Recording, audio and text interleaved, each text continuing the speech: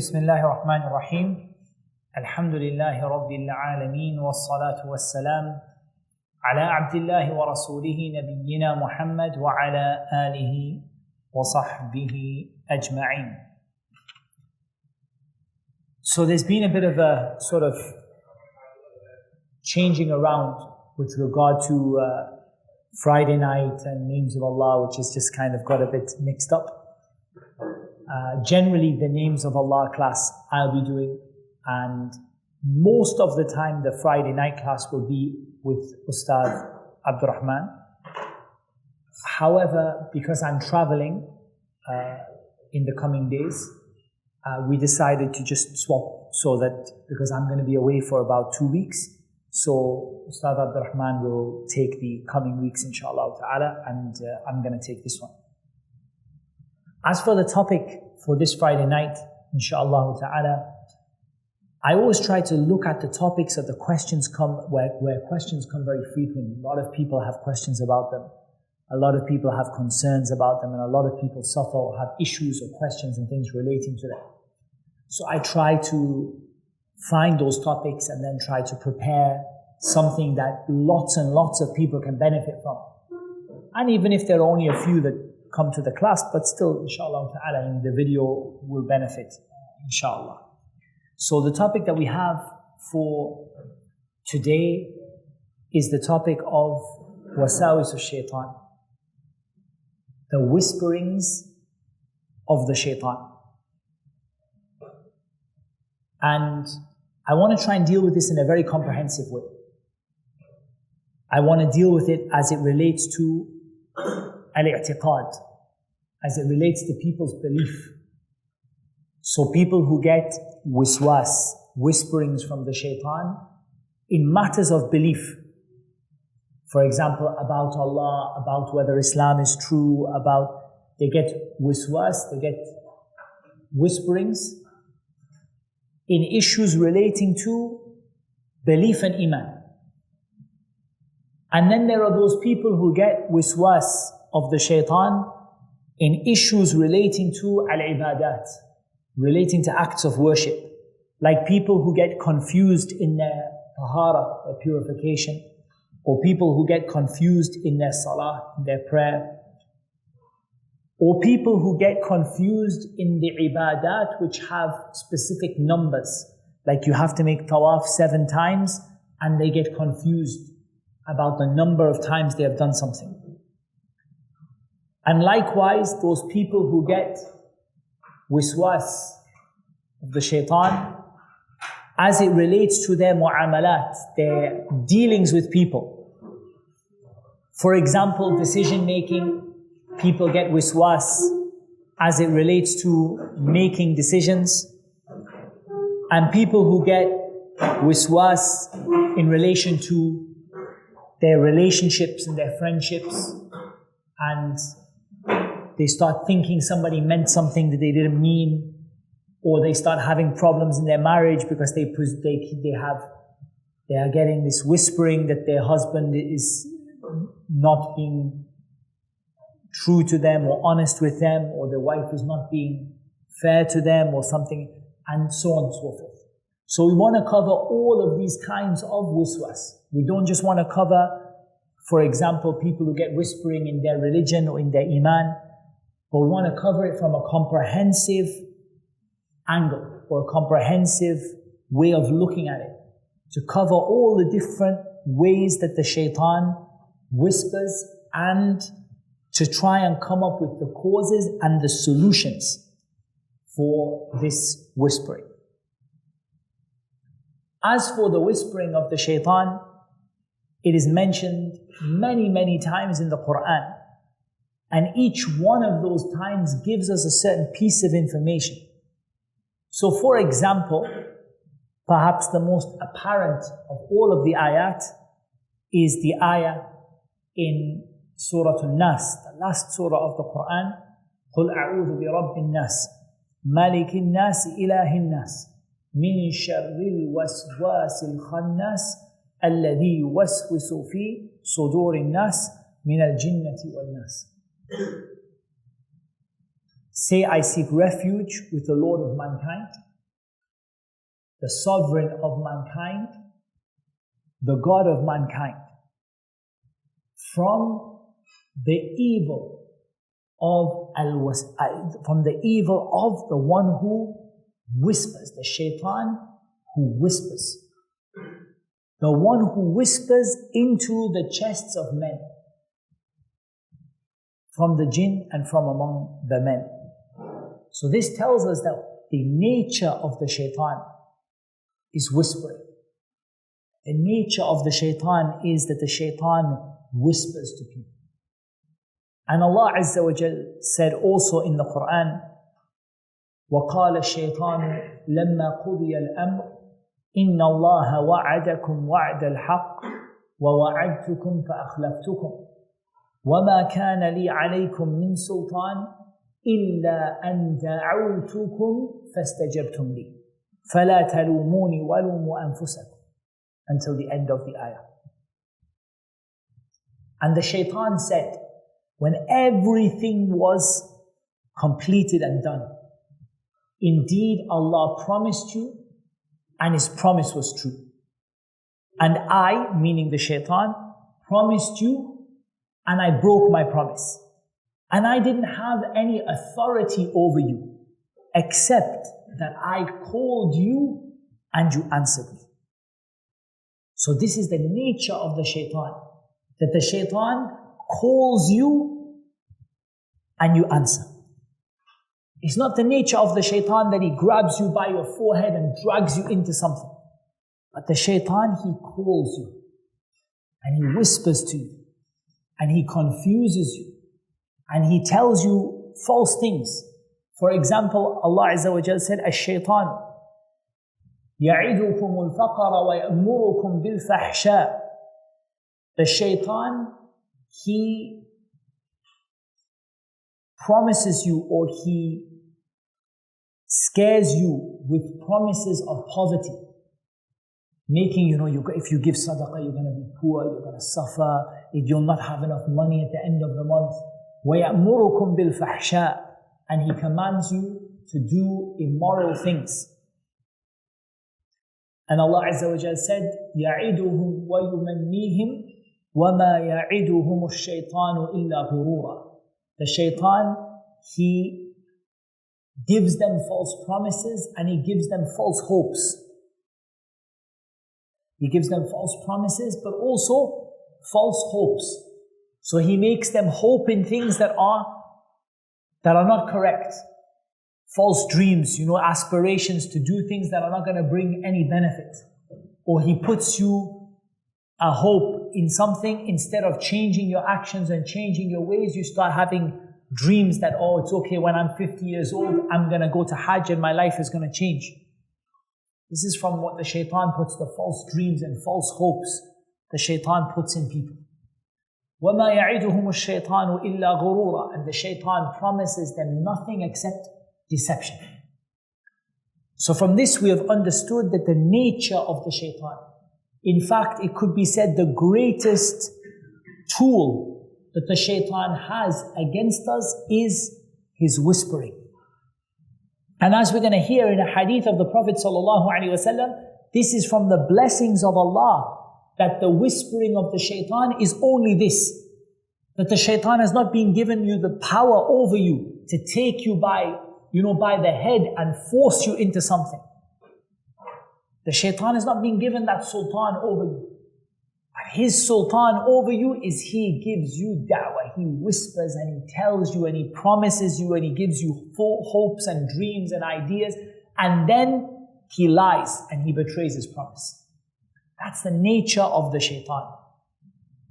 And the way that the shaitan whispers, this is from the umur of the ghaib, from the matters of the unseen that we can't really understand how it happens. But we know that Allah subhanahu wa ta'ala described it with this term, al-waswasah or al-waswas, the whispering. It's something very subtle. Even this word, waswasah, it's even the sound of it in Arabic, it's like a whisper. A whisper that is whispered into the ears or into the chests of the people, each one according to where the shaitan sees the vulnerability in you. Because as we learned from the ayah, when the shaitan, when Allah Azza wa Jal tells us that the shaitan says, إِلَّا أَن دَعُوتُكُمْ فَاسْتَجَبْتُمْ لِي, except that I called you and you answered me. From this we learn something important. We learn that the shaitan looks at each individual person and he looks at the ways and the means that he can confuse you. And the way he's going to get you is not the way he's going to get your friend or your spouse or your children or, your colleague or whatever. The shaitan tailors his da'wah to each individual.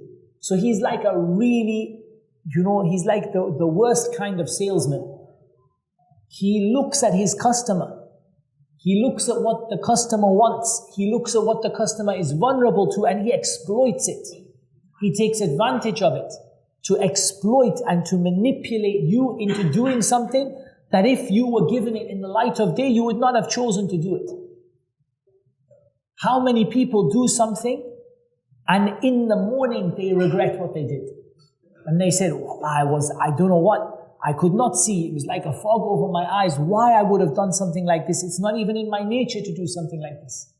Because you got taken advantage of by this salesman who sold you these lies and deception and false promises to confuse you and to cause you to go away from the path of Allah Azza wa Jal. So as we said, al-wiswas, it takes many different forms. And I'm not sure I'm going to cover all of them here, but I'm going to try to cover the most common and the ones that most people say that they suffer from, or many people tell me they suffer from. And we've divided it into 3 areas. Al-i'tiqad, al-ibadat, and al-mu'amalat. Al-i'tiqad in the sense of belief. People who get, and this is in a way, it's the worst kind of waswas. Because it's the waswas that affects you at your core. The waswas that makes you doubt about Islam or doubt Allah or think evil thoughts about Allah or doubt some of what Islam came with. This is the worst kind of waswas because it's the most serious. But it's also unique in the sense that it is a sign of Iman that you suffer from it. I'm going to narrate to you in this regard, with regard to the waswas in Iman, a hadith narrated by Abu Hurairah radiyallahu anhu. And this hadith is narrated by Imam Muslim. That Abu Hurairah said, جاء أناس من أصحاب رسول الله صلى الله عليه وسلم إلى النبي صلى الله عليه وسلم فسألوه.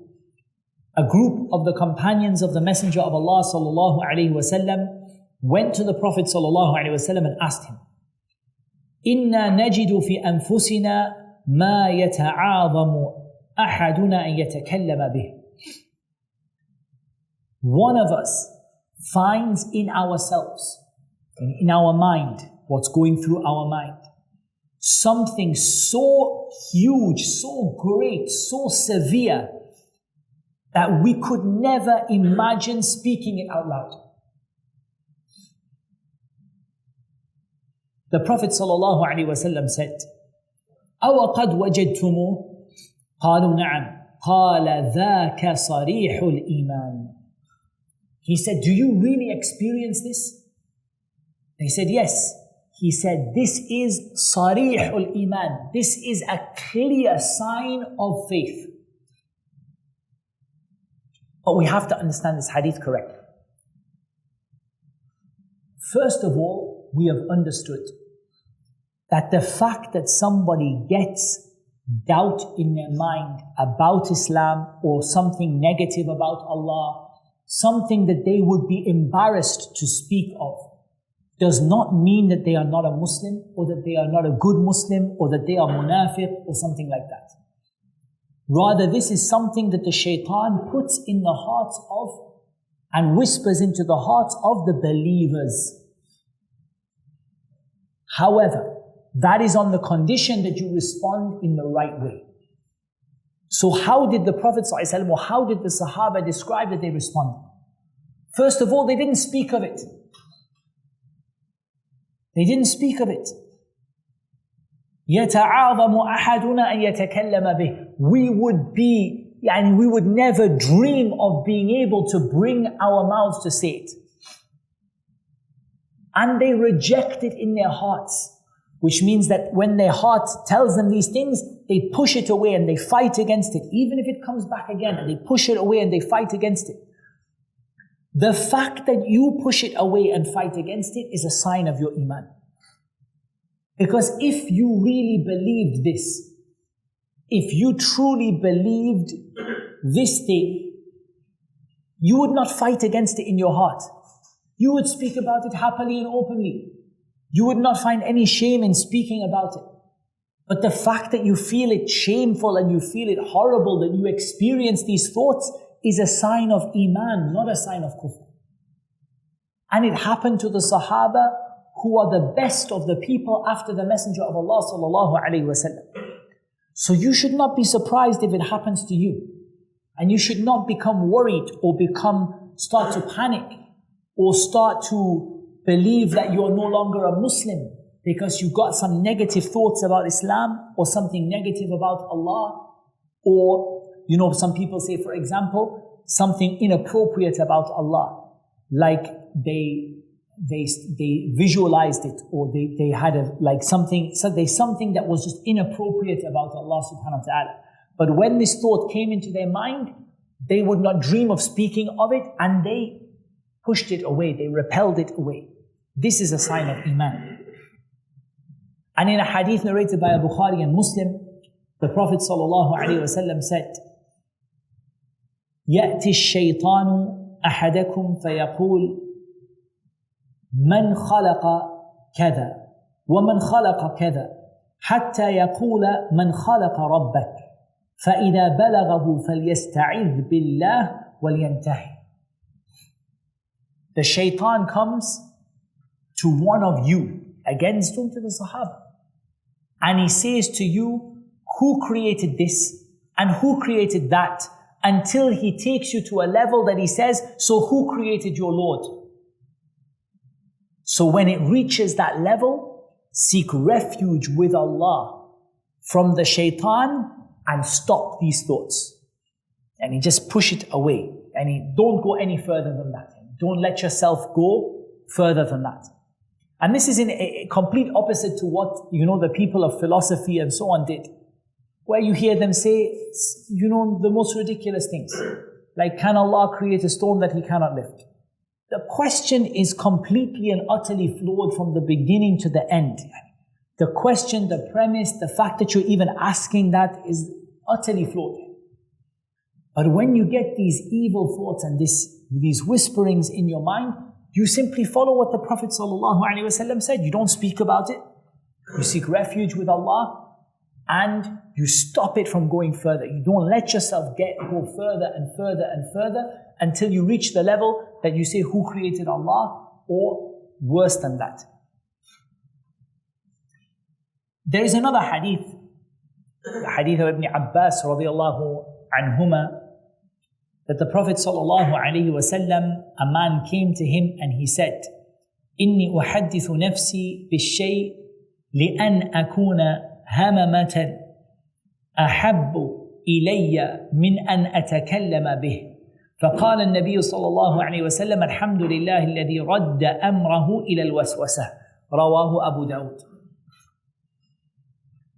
In a hadith narrated by Abu Dawood from the hadith of Ibn Abbas, that a man came to the Messenger of Allah صلى الله عليه وسلم and he said, I speak to myself about things, and I find things in my mind, and I أحدث نفسي, and my mind speaks to me about things, that if I was a piece of burnt out charcoal, it would be more beloved to me than to speak about this.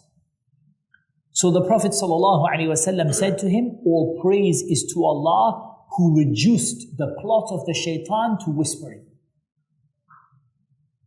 So again it affirms that this came and happened to the Sahaba. They didn't speak about it. They felt bad about it when the thought came into their mind. And they recognized that this came from shaytaan. It didn't come from themselves. And they didn't blame themselves for it. Shaykh al-Islam ibn Taymiyyah rahimahullah ta'ala said in Kitab al-Iman, the believer is tested with the waswas of the shaytaan, with the waswas of disbelief that makes him feel horrible. Like the Sahaba said, O Messenger of Allah, one of us finds in ourselves something that if he were to fall from the heavens to the earth, it would be more beloved to him than to speak about it. And the Prophet ﷺ said, ذَاكَ صَرِيحُ الْإِيمَانِ. This is a clear evidence of Iman. And in a narration, something that is so great that we can't bring ourselves to speak about it. And the Prophet ﷺ said, oh, praise is to Allah who reduced the plot of the shaytaan to whispering.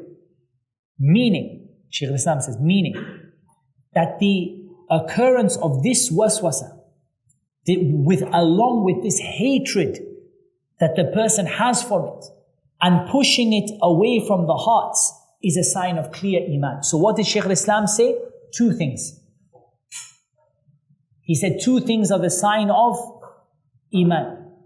One is having hatred for it in the heart. That when it comes to you, you hate it. And the second one is that you push it away. You try to push it away.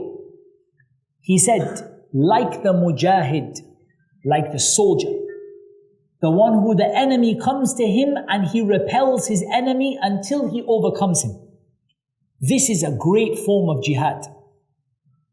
He says, and for this reason, we find many of the students of knowledge and the worshippers who have these whisperings and these doubts which other people don't have. Because those other people haven't followed the way of Allah and His religion and His legislation. Rather, they are following their desires and they are in a state of unawareness about their Lord. And so the shaytaan doesn't bother with them as opposed to those ones who are turning to their Lord by seeking knowledge and worshipping Him. For the shaytaan is their enemy and he tries to distract them from the path of Allah. So Shaykh al-Islam ibn Taymiyyah said that if somebody finds something like this in their heart and they hate it and they push it away, this is a sign that that person the shaytaan is really trying with that person. Because that person is trying to get near to Allah and the shaytaan wants to stop. But you find the person in a state of ignorance and distance from Allah, doesn't get that doubt. Does that mean that they don't get doubts? No, they may get doubts from another point, from the point of ignorance and punishment and other things. But they don't get this doubt, which is the doubt of Iman, and the doubt that comes along with Iman. They don't get it because they are spending their whole time busy with other things. So from this we have understood that we can take out a methodology for dealing with al-wiswas in Iman or in Aqidah. The first thing is to seek refuge with Allah from the shaytaan. Like the Prophet ﷺ said in this authentic hadith, فَلْيَسْتَعِذْ بِاللَّهِ وَلْيَنْتَهِ. فَلْيَسْتَعِذْ بِاللَّهِ. Let him say, أَعُوذُ بِاللَّهِ مِنَ الشَّيْطَانِ الرَّجِيمِ. That is the first thing. Now some people, the problem is they do that and they expect that everything will just in one moment will go away and they will never have such feelings again. If you are fighting an enemy, like Shaykh al-Islam said, you are mujahid on the battlefield. You're fighting your enemy, and your enemy, you hit him one time with a sword and you think he's not going to come back against you again and again and again. This is a matter of fighting. You have to fight the shaytaan. You have to wrestle with the shaytaan. So don't think it's going to go away in a minute or in 2 minutes. You have to keep on pushing the shaytaan away. Number one, you say, أعوذ بالله من الشيطان الرجيم. from the methodology of repelling the waswasah in aqidah, in iman, is that you remember Allah, you praise Allah Azza wa Jal. Because Allah Azza wa Jal said, إِنَّ الَّذِينَ اتَّقَوْا إِذَا مَسَّهُمْ طَائِفٌ مِنَ الشَّيْطَانِ تَذَكَّرُوا فَإِذَا هُمْ مُبْصِرُونَ. The end of Surah Al-A'raf. Indeed, those people who fear Allah, when they are touched by an affliction from the shaitan, تَذَكَّرُوا. The scholars have different opinions about the meaning of تَذَكَّرُوا, but there are two important ones. One, they remember that this is from the shaitan. تَذَكَّرُوا, meaning they remember that this is from the shaitan. Or تَذَكَّرُوا, meaning يَذْكُرُونَ Allah. They remember Allah Azza wa Jal. So they remember Allah and they remember that this is from the shaitan. فَإِذَا هُمْ مُبْصِرُونَ. Then suddenly everything becomes clear for them. They can see clearly. They don't become confused anymore. So we said the first method, أعوذ بالله من الشيطان الرجيم. There are different ways to say أعوذ بالله من الشيطان الرجيم. أعوذ بالله السميع العليم من الشيطان الرجيم. أعوذ بالله من الشيطان الرجيم من همزه ونفخه ونفثه. And many others that are reported authentically with regard to saying أعوذ بالله من الشيطان الرجيم. And saying it with conviction, not saying it with like saying it, oh Allah, I am turning to you and asking you for refuge from these evil thoughts that have afflicted me and have confused me. And then remembering Allah Azza wa Jal. With any kind of remembrance, Quran, tasbih, Allahu Akbar, takbir, whatever it may be. I think, in all honesty, one of the most appropriate forms of dhikr that you can do is to say Subhanallah. And it's not the only one. Why? Generally, Allah tells us, remember Allah. Okay? Allah tells us, remember Allah. But why is tasbih? Because we've studied in the names of Allah class the meaning of Subhanallah. How perfect is Allah and free is Allah of any defects and flaws and faults. So this seems to me to be the most appropriate word to say when you have a negative thought about Allah. Subhanallah. And that is why in the Quran, when it's mentioned what an evil people said about Allah, it usually is followed with Subhanallah. وَقَالُوا اتَّخَذَ اللَّهُ وَلَدًا Subhana. They said Allah took a son, Subhanallah. So, tasbih. But any dhikr you bring, takbir, Allahu Akbar, Allah is better than that, greater than that. Subhanallah, La ilaha illallah. This is also important. Also, what is important is al-istighfar. Now, al-istighfar doesn't mean that what you did is wrong. You might not be guilty at all. But at the end of the day, it doesn't hurt to ask Allah to cover up your sins and to cut off any negative consequences from the sins that you might have done. And the Sahaba radiallahu anhum used to make istighfar even when they were not necessarily clearly guilty for something. You make istighfar even out of a caution. You say astaghfirullah. Plus this will make the shaitan more, and this will lower the shaitan even more. That you say astaghfirullah. Even if you were not guilty of that particular thought. But it's better that you make istighfar. And also what I recommend that you do is if your wiswas in aqidah is in the usul of iman, like you said, you've thought of something which is kufr, which takes you out of Islam, then you reaffirm your faith with something. Now that doesn't mean you left Islam, but this is just to make your heart settled. So for example, you say, رَضِيتُ بِاللَّهِ رَبَّا وَبِالْإِسْلَامِ دِينًا وَبِمُحَمَّدٍ صَلَّى اللَّهُ عَلَيْهِ وَسَلَّمَ نَبِيًّا. I am happy with Allah as my Lord and Islam as my religion and Muhammad ﷺ as my messenger. Why? Because to settle your own heart. Because the people who get this waswas, and may Allah Azza wa Jal give us al-afiyah, these people, subhanallah, they start to become and he's scared about it. They start to doubt their iman. They start to doubt themselves. So it's better that you say something to affirm that iman. Say something to remind yourself and to clearly demonstrate to the shaitan that you don't believe in what that thought that came into your mind. For example, saying La ilaha illallah, or saying Raditu billahi rabba, or saying Subhanallah wa ta'ala amma yaqulun. Whatever it is that you feel that you are expressing your belief and affirming your belief.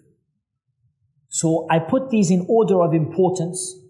Why? Because at the end of the day, the first instruction of the Prophet ﷺ is فَلْيَسْتَعِذْ بِاللَّهِ أَعُوذُ بِاللَّهِ مِنَ الشَّيْطَانِ الرَّجِيمِ. And the Quran clearly tells us to remember Allah. تَذَكَّرُوا. Remember Allah. After that, this is more my thoughts on the matter.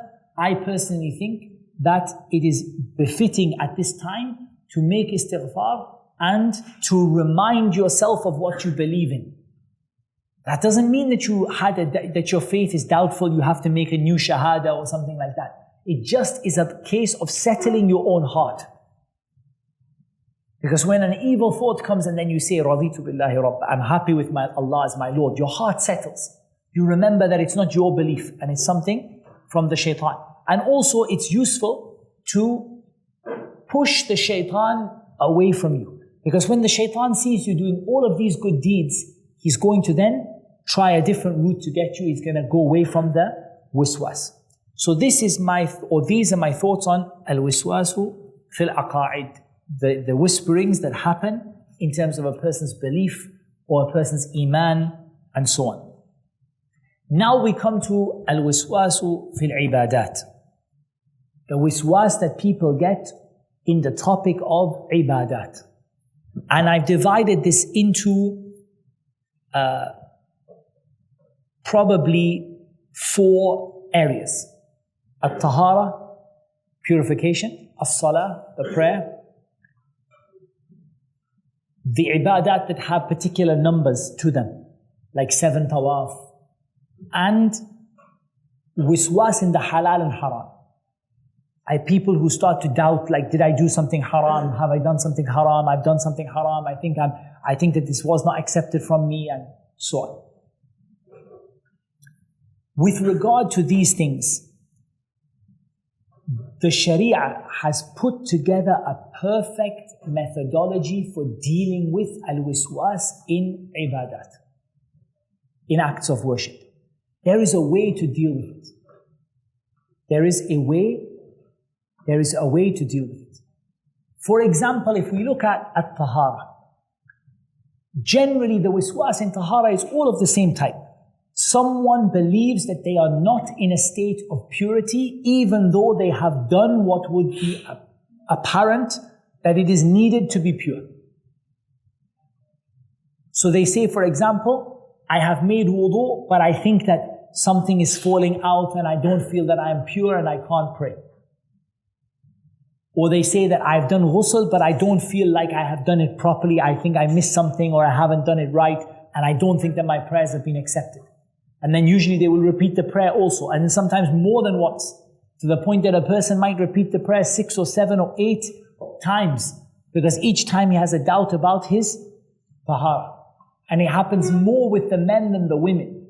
Much, much more, in my experience, with the men than with the women. But there are a series of things that you can do. First of all, the very first thing is a principle that you can take and understand, and this principle is al-yaqinu la yazuru bil-shakk. Certainty does not get removed by doubt.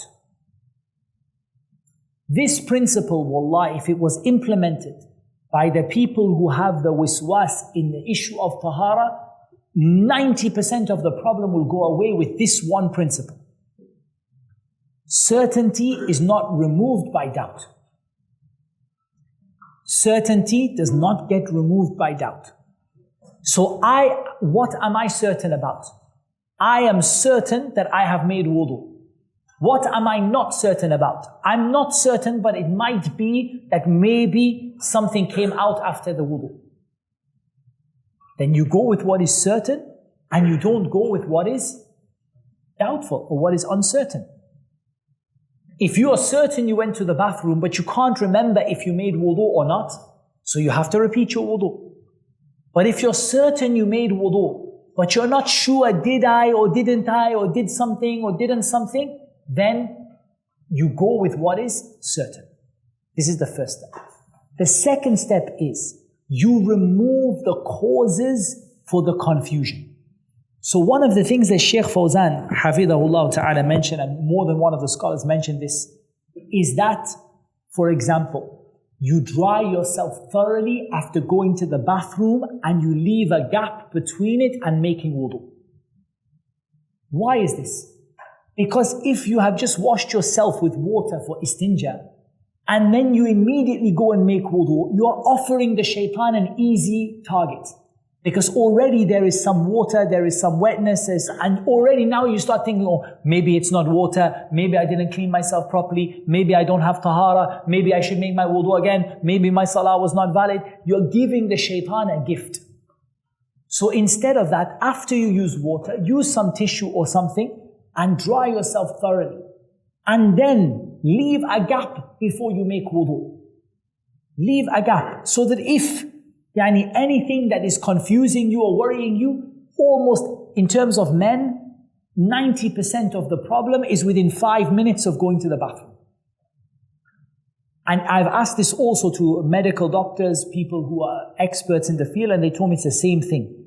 90% of the issues that men have in tahara are within 5 minutes of going to the bathroom. They are not like 2 hours later.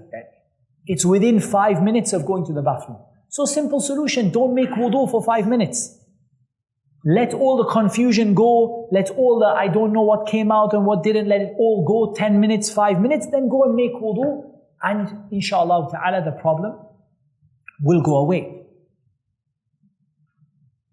Also in this is that a person doesn't need to go beyond what Allah Azza wa Jal has legislated for him to do.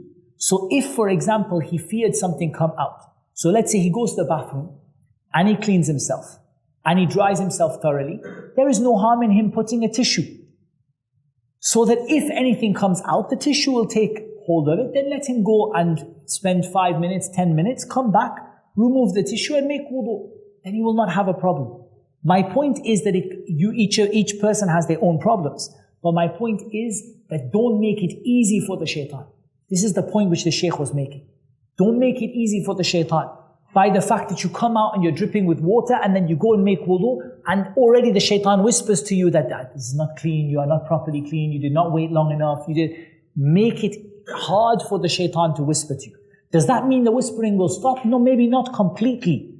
Maybe it will not stop completely. But at least it will minimize the problem. Also from the etiquettes that we advise when it comes to tahara is do not spend an excessive amount of time in the bathroom. This also increases the waswas from the shaitan.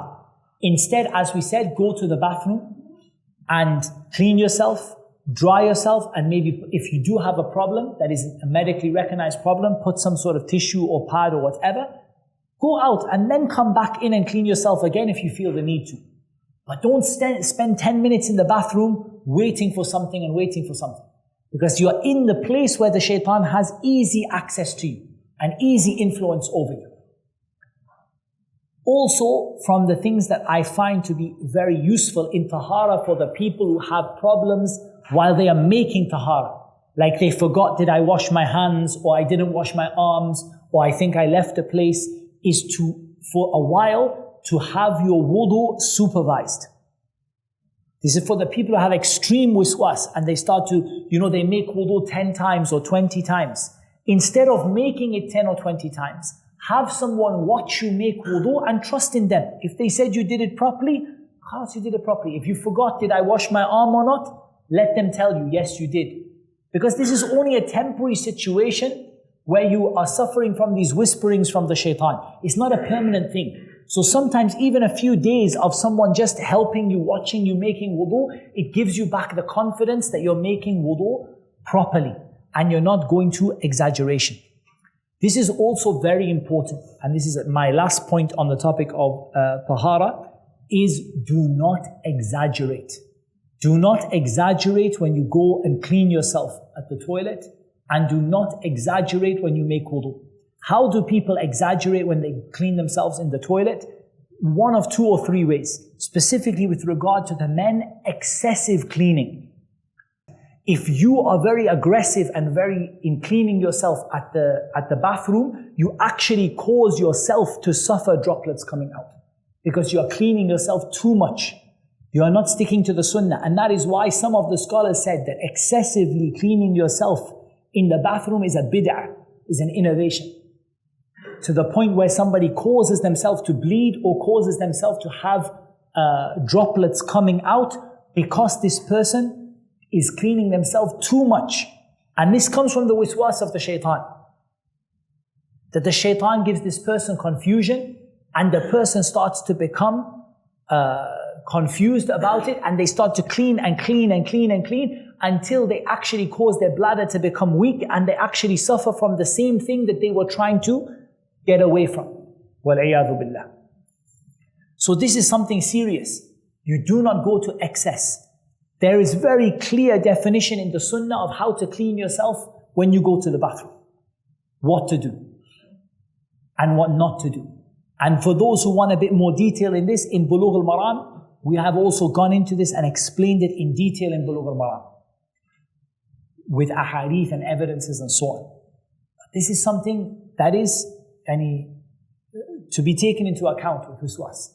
Some people, subhanallah, actually make their waswasah worse and actually give themselves the condition that they were scared of because of them going to excess.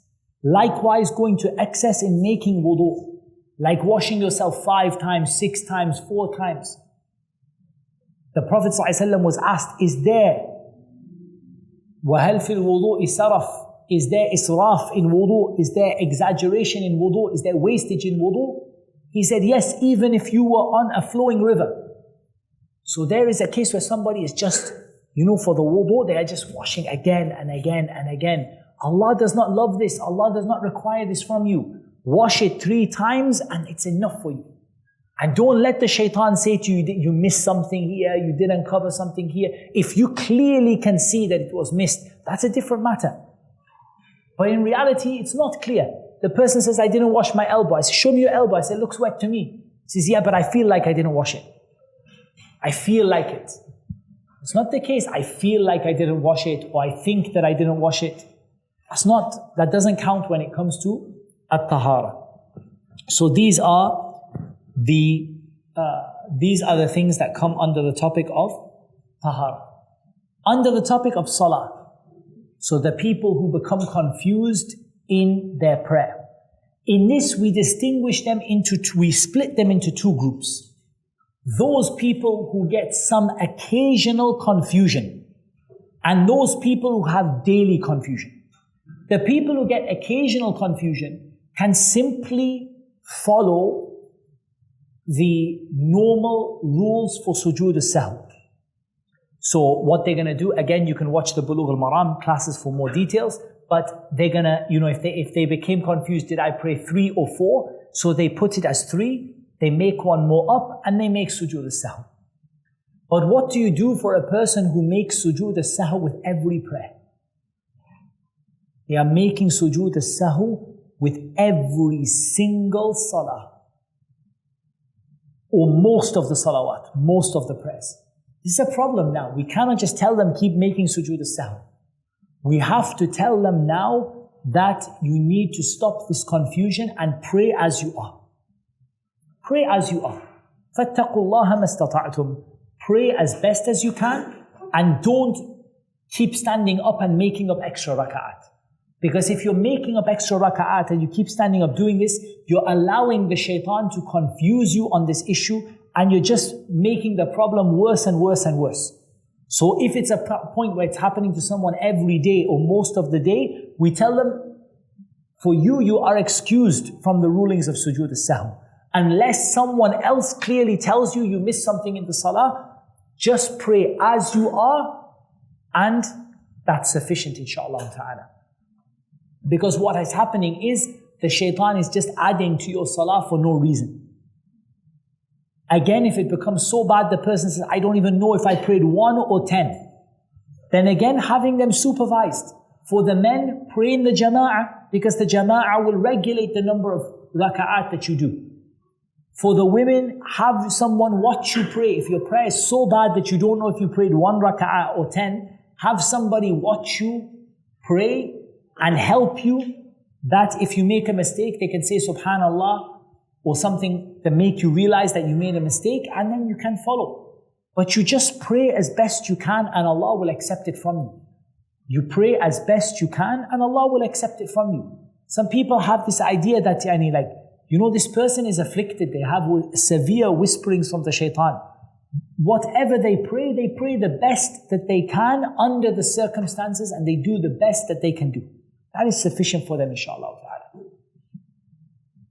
As for the one who has minor wiswas in the salah, no, they follow all the rules of sujood al-sahw, they make up the raka'ah, they make sujood afterwards, because this person, it happens to them once in a week, once in a month, once, in 6 months, but not the person that's happening to them all the time.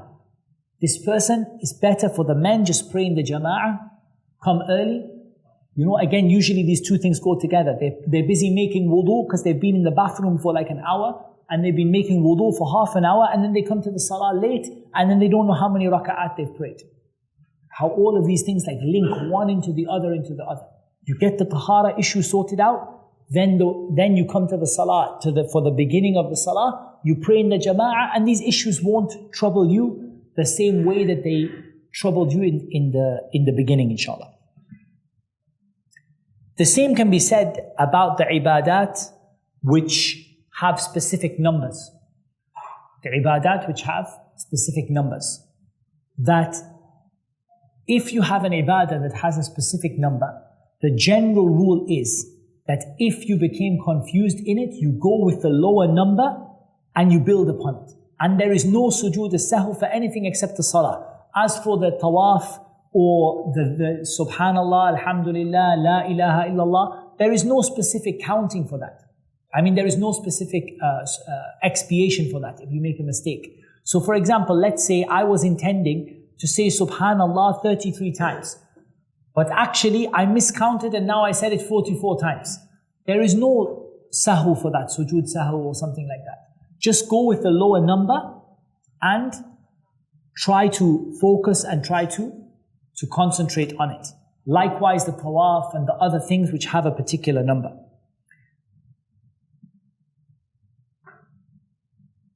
Now what about people who have waswas in the issues of the halal and the haram?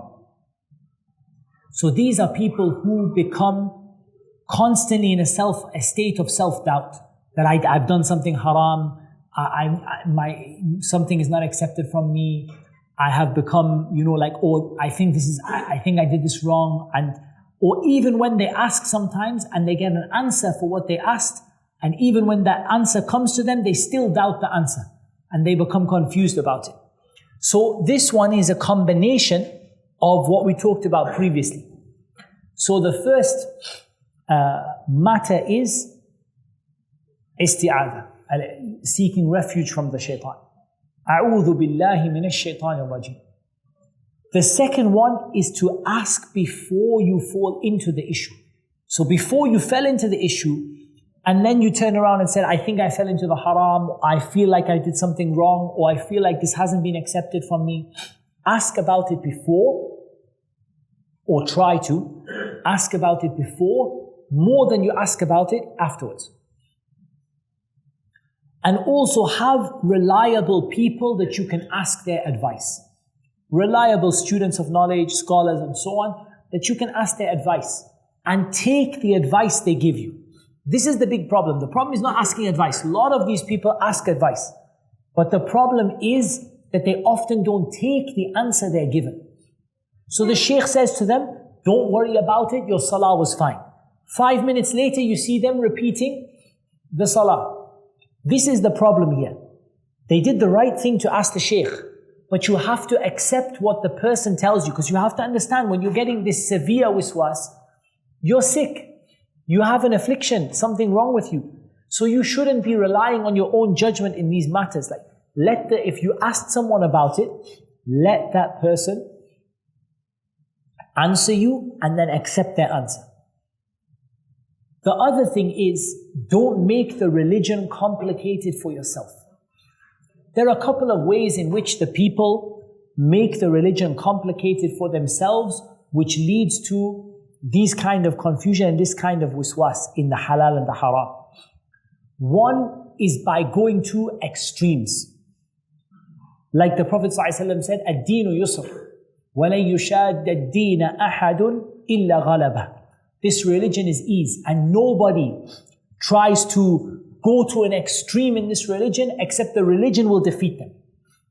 So what I mean by this is the person who they don't suffice themselves with what Allah Azza wa Jal told them to do, but they go to another level and they try to go to something which is beyond what the Prophet ﷺ did and beyond what Allah Azza wa Jal said. You in Islam, and there's another principle that will help you a lot, we have been asked to rule by al-zahir, to rule by what is apparent. If apparently it's halal, it's halal. We've been asked to rule by what's apparent. We haven't been asked to look into the minutiae and the tiny little details that nobody can possibly know about. Now, I'm not saying that you shouldn't be careful about what you eat, for example. That's not what I'm saying. But I'm talking about going to exaggeration in the halal and the haram to the point where a person makes many things haram for them that Allah did not make haram for them. And the last of the categories that we had is al-wiswasu fil mu'amalat. Wiswas in dealing with other people. Like wiswas in decision making and wiswas in your relationships. So wiswas in your relationships, like where you start, doubting your relationships with people. Like the husband starts doubting his wife and the wife starts doubting the husband. Or where the person starts doubting other people, like what did he mean by that? He said this, what did he mean? I think he meant this, I think he meant that. And he starts having doubts over the relationships with people. And the other is doubts in decision making. Like the person when they make a decision and then they can't stick with that decision. So let's deal with decision making first. Allah Azza wa Jal said, فَإِذَا عَزَمْتَ فَتَوَكَّلْ عَلَى اللَّهِ. If you have made your decision, put your trust in Allah. And this has a benefit in it, which is a balance in decision making. First of all, when making a decision, you should make shura, which means you should consult people who can give you good advice. Don't consult Facebook. Let me ask all of the people on Facebook what they think. Because you're not asking people who can give you good advice. You're just asking random people. And asking random people doesn't help you. It makes a random decision. Instead, ask people who you genuinely believe can give you good advice. So you go to a particular individual who you think this person is particularly wise, or they have experience in this, or they know you very well, and you take advice from people, different people, who have something to contribute. Not advice from people who don't have anything to contribute.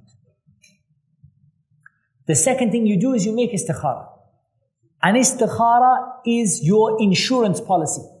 It's halal insurance. Our insurance is istikhara. You made istikhara, you said, oh Allah, if it's good for me, make it happen. If it's bad for me, don't make it happen. Khalas. You've got your insurance now. Whatever happens will be good for you, inshallah ta'ala. And the third thing is do your best in the things which are in your control. But don't worry about things out of your control. In anything you want to achieve, there will be things that are within your ability and things that are outside of your ability. For example, I'm going for a job. I want to present myself in a good way. I want to give a good interview. I want to give a good resume and, answer the questions well. But whether a better person comes for the same interview and gives a better interview than me, that's not in my control. I can do only my best, but the other person coming who happens to be like 10 times more qualified and more eloquent and whatever, that's not in my control. And the essence of tawakkul is you do what is in your control and you leave the rest to Allah subhanahu wa ta'ala. It's not that you don't do what's in your control and you say, tawakkaltu ala Allah. I put my trust in Allah, and you do nothing. And it's not that you start panicking over things that are outside of your control. You do what you can and you put your trust in Allah. That's why Allah said, فَإِذَا عَزَمْتَ, when you've taken your decision and you've started, you've made your effort, put your trust in Allah.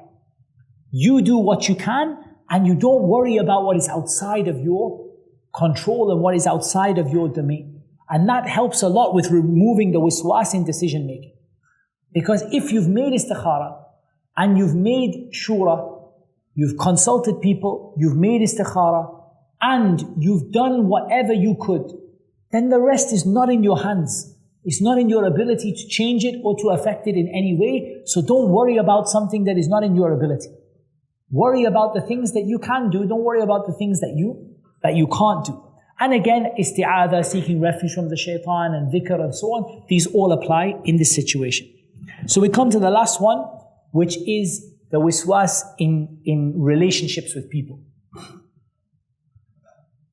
Again, there are certain Islamic principles that are very, very, very important here. One is the principle of husnul dhan, thinking good of others. You know, generally this is a principle that we have in Islam. That we, and even though it is not a hadith, it's not a hadith that seek for your brother 70 excuses, but the concept is correct. And the idea that you look, and it's reported from some of the Imams of Islam, that you try to carry a person's speech in the best possible context. And you don't allow the shaytaan to create enmity between you. And there's a beautiful example of that in the story of Yusuf and how Yusuf said at the end of the surah, how Allah Azza wa Jal tells us that Yusuf said, and when he praises Allah Azza wa Jal for guiding him and for bringing his family back together, after what? After the shaitan had made a problem between me and my brothers. This tells us that the shaitan, one of the things he does is he tries to get involved in your relationships. And one of the ways he does that is by adhan. Like Allah Azza wa Jal said, يَا أَيُّهَا الَّذِينَ آمَنُوا اجْتَنِبُوا كَثِيرًا مِنَ الظَّنِّ إِنَّ بَعْضَ الظَّنِّ إِثْمٌ. O you who believe, avoid a lot of suspicion. Because indeed there is some suspicion which is sinful. So you don't take what your brother says or does in the worst way. You take it in the best way. That is one thing. The other thing is, you go to make islah between yourself and others and between other people. You make islah. You go to them and you ask them, look, I'm sorry, maybe I misunderstood you, maybe you misunderstood me. Because this is the opposite of what the shaitan is doing. The shaitan is trying to drive you apart. But what you are doing is when you find yourself distancing from a person, you go to that person and you try to make peace with them. You ask them to forgive you. Even if you did nothing wrong, you still ask them to forgive you.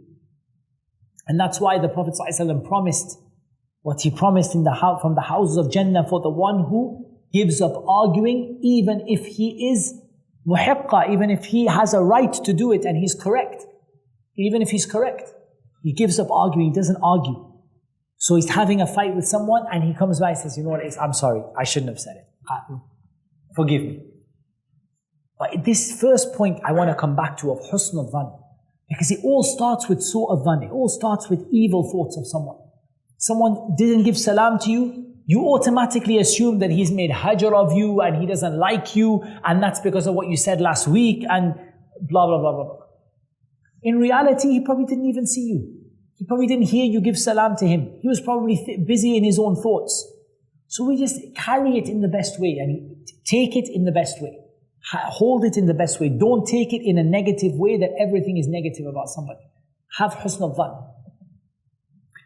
And as we said, if you look at the etiquettes, especially the etiquettes mentioned in Surah Al-Hujurat, many etiquettes, one after the other, the avoiding of suspicion and the avoiding of backbiting and causing trouble between people and the making of islah, making peace between people. Allah, in Surah Al-Hujurat, you can find everything you need. And remember that if your relationship with Allah is strong, then inshaAllah ta'ala Allah will correct your relationship with others. Like Sufyan ibn Uyayna said, كان العلماء فيما مضى يكتبون بعضهم إلى بعض هؤلاء الكلمات من أصلح ما بينه وبين الله أصلح الله ما بينه وبين الناس. The scholars of old used to write to one another with these words, whoever corrects what is between him and Allah, Allah will correct what is between him and the people. I don't know, I tried my best to cover as many of the types of the waswas as possible and to talk about as many of the solutions as possible. But I just wanted to sort of highlight a few causes of this overall, across the board. I think there are two causes that really come to mind. The biggest one in my mind of generally of waswas as a whole is ignorance about the Sharia. I feel this is one of the biggest causes, is ignorance of the Sharia. And by this what I mean is, for example, ignorance of what to do when you get confused in the prayer. Ignorance of what to do when you're confused in your tahara. Ignorance of how to make istinja properly. Ignorance of, for example, how not to, or how you should keep a good relationship with your Muslim brother. A lot of it comes down to ignorance. So the more knowledge you have on these issues and the more you learn about them, the more you will repel the shaytan's whispering from you by learning. Now I'm not talking about the whispering which is from iman, like the whispering that comes because of your high iman. I'm talking about the other types of whispering. The best solution is to learn the Sharia, because the Sharia has an answer for everything. Like that time when one of the non-Muslims made fun of the Sahaba and he said, your Prophet taught you everything, even how to go to the toilet. He said, yes, even how to go to the toilet. He taught us to, for example, to use 3 stones and not to use animal dung or bones and so on. The point is, our Messenger ﷺ taught us everything we need. The Sharia has an answer to every situation. But you have to learn that answer and you have to implement it bi'idhnillahi ta'ala. The second major cause that I think is al-i'rad an as-sunnah, turning away from the sunnah. For example, exaggerating in the wudu, spending excessive time in the bathroom. All of these things which come from turning away from the sunnah and putting yourself in a place where you are vulnerable to the shaitan. Like going to shaitani places and, like doing things, doing haram in certain places where you put yourself and you make yourself vulnerable to the shaitan. As for the causes of safety, they are many. But from among the greatest of them is al-isti'adha, seeking refuge with Allah from the shaitan, and al-dhikr, remembering Allah through the Quran and the tasbih and the takbir and the other forms of dhikr. Dua, asking Allah to save you, asking Allah to help you, asking Allah to remove the whispering of the shaitan from you. Doing good deeds. Because the more good deeds you do, it pushes the shaitan away from you. And that's why we said that, for example, when you get that feeling in your mind that the shaitan has whispered something to you, do something good, say something good. So the shaitan will learn that this is a bad, when he whispers to you, you do something good. And then he will stop this particular form of attack. And then all of the things that we said with regard to the specific circumstances of tahara and salah and the way that you deal with people and so on and so forth. So I tried to do what I could to summarize this topic. It's probably a bigger topic than this.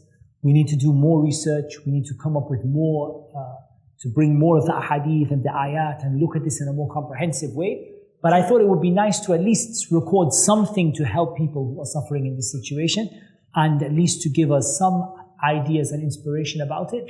And then bi'idhnillahi ta'ala we can go from there and we can try to add to it and we can try to increase our understanding on this particular issue. And we ask Allah Azza wa Jal to keep us away from the shaitan and his whisperings and to give us beneficial knowledge and the ability to act upon it. That is what Allah Azza wa Jal made it easy to mention, and Allah Azza wa Jal knows best. Wassalatu wassalamu ala nabiyyina Muhammad wa ala alihi wa sahbihi ajma'in.